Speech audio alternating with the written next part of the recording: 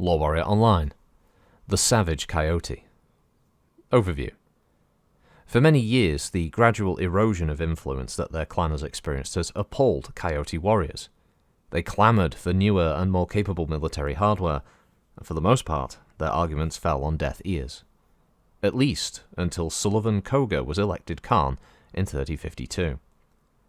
Soon after, the Coyote scientist caste began a number of new development programs as part of Koga's plan to reorganize and revitalize her clan. The Savage Coyote is a successful product of these programs.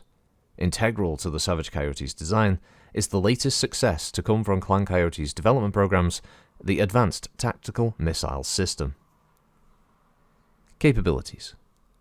The Savage Coyote was conceived of as an assault mech in every sense of the word.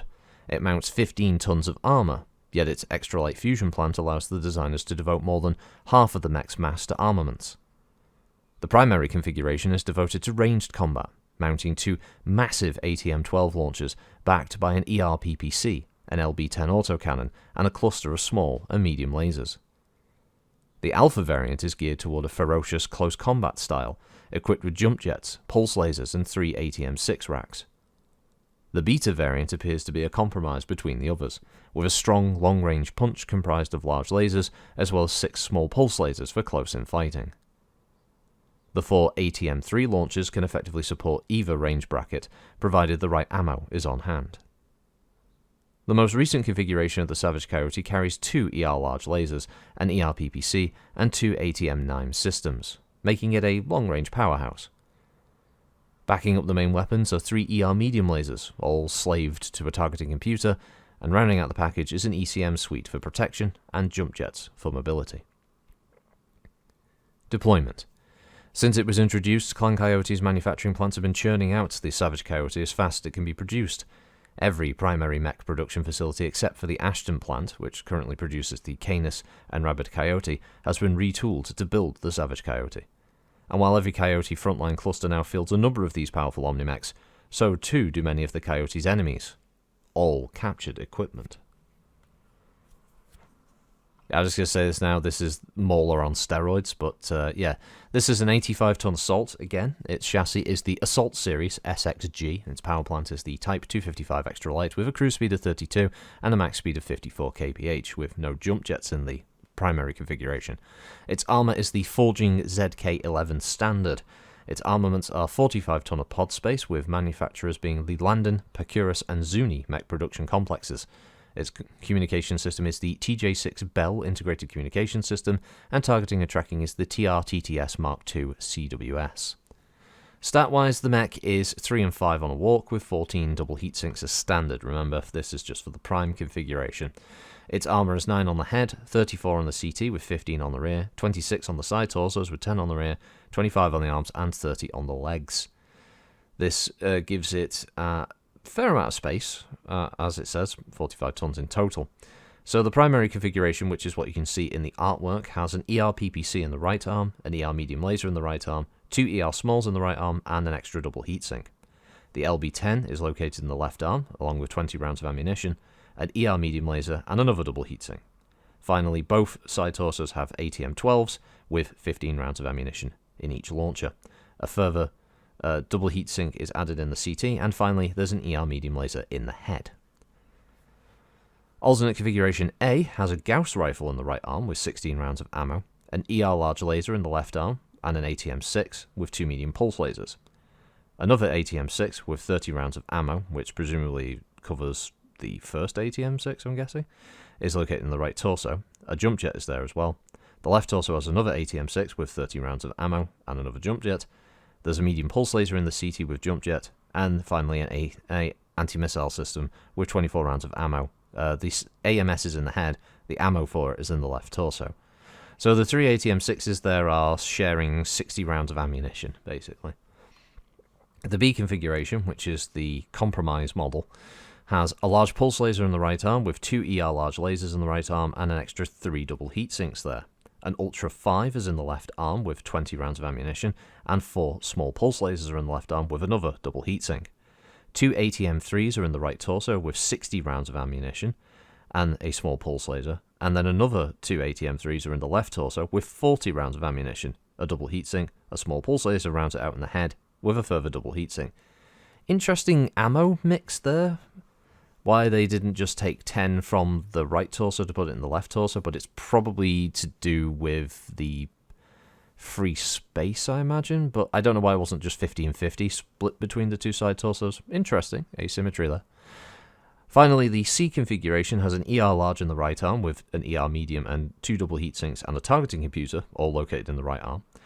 In the left arm, we have an ER large laser, an ER medium laser, and 4 double heatsinks. Finally, there's a jump jet in the right torso, and an ATM-9 with 21 rounds of ammo. Then there's a jump jet with an ATM-9 and 7 rounds of ammo in the left torso. An ER-PPC is also in the left torso, and finally a further jump jet in the CT with an ER medium laser and another 7 rounds of ATM ammo located in the head.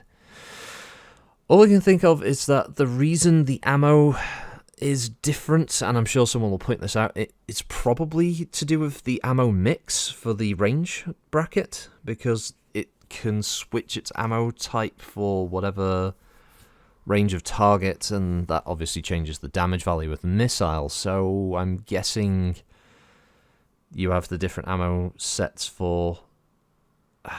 Without having the record sheet at hand, I'm assuming that's what that's all set up for. With so there might be 60 rounds in the B configuration for maybe short-range missiles and 40 for long-range missiles, or maybe like a 20-20 mix there of long and medium. And then in the C configuration, you've got 21 for like long-range, and then 7 for short and 7 for medium-range combat. I'm not quite sure.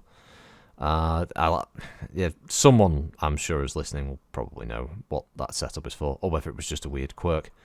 Visually, as I said, this thing just looks like a clan Mauler. Like it's got a few little visual kind of cues that make it look like that. Especially with the 2 big missile racks on the side, on the torsos, and you got the big chunky arms. I mean, it's not an exact, obviously, model. It's just the first thing that comes to mind. I do like the little extra guns located on the top of the right shoulder. It's kind of cool. I mean, what would that be? Right torso, is that going to be one of the... Or is it right arm? It would be right arm, won't it?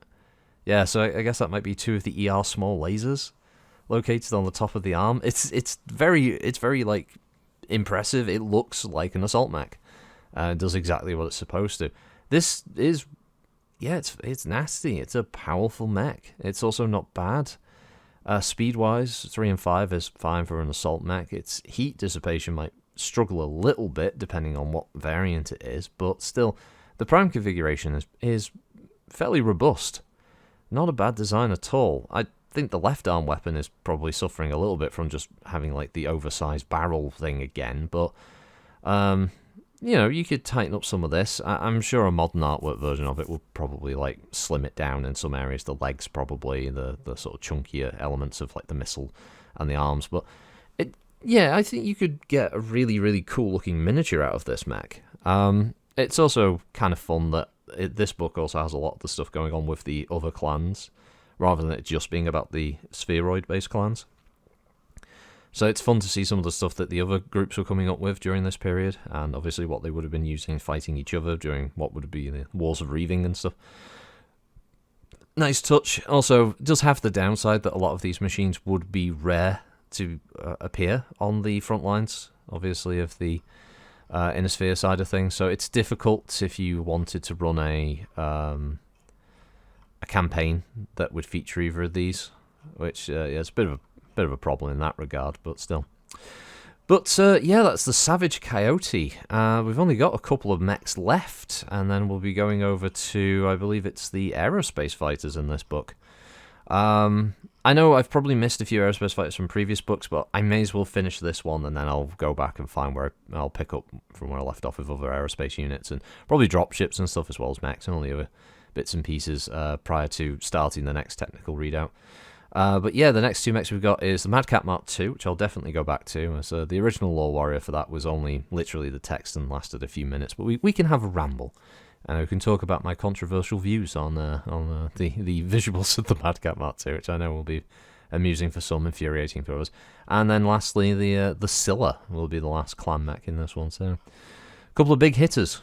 As to be expected from the clans. Otherwise, have yourselves a good week. Thanks for listening. As always, I'll catch you on the next one. Goodbye.